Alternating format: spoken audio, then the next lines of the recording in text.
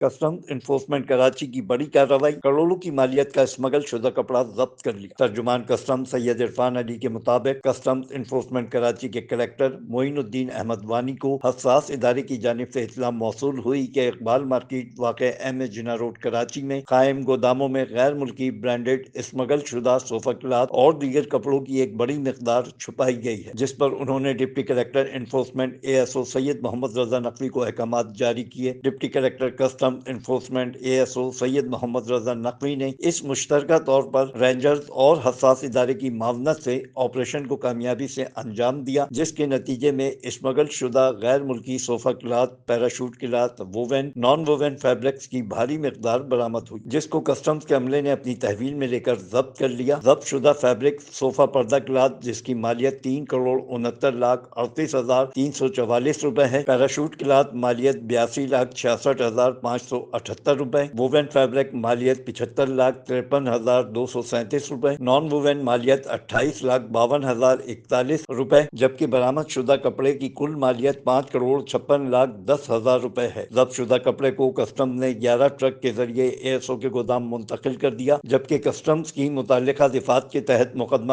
درج کر لیا گیا ہے۔ Afzal Khan, C110 news, Karachi. C110 news, خبر کی اصل خبر۔